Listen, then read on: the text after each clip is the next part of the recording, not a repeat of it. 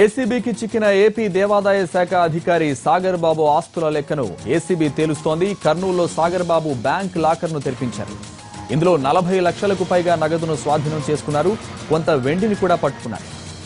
దీనికి సంబంధించి మరింత సమాచారం మా ప్రతినిధి చంద్రశేఖర్ అందిస్తారు. చంద్రశేఖర్, ఇప్పటి వరకు ఎంత మొత్తంలో స్వాధీనం చేస్తున్నారు ఏసీబీ అధికారులు?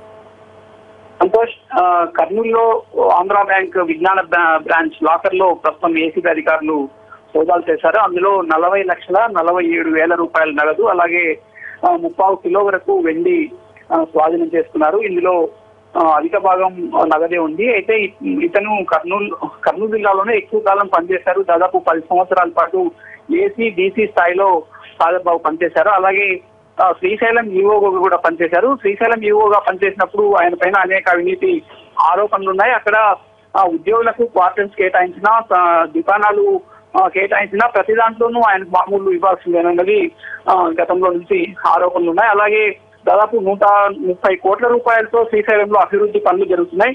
వాటిలోనూ పర్సెంటేజీలు తీసుకున్నట్లు విమర్శల నేపథ్యంలో సాగర్ బాబు పైన అక్రమాస్తుల ఫిర్యాదు వచ్చింది. దానిపై విజయవాడ అధికారులు నిన్న విజయవాడలో దాదాపు 7 చోట్ల ఒకేసారి దాడులు జరిపి అక్రమాస్తులు గుర్తించారు. 40 కోట్ల రూపాయల వరకు అక్రమాస్తులు ఉన్నట్లు ఇప్పటి వరకు తేలింది.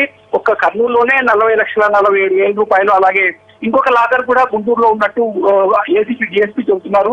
మన్నం శ్రీనివాసరావు అనే అతను శ్రీశైలంలో జూనియర్ అసిస్టెంట్ గా పనిచేశారు. ఆయన బినామీ పేరుతో అయిన లాకర్ ఓపెన్ చేసినట్టు సమాచారం ఉంది. అది గుంటూరులో ఉంది.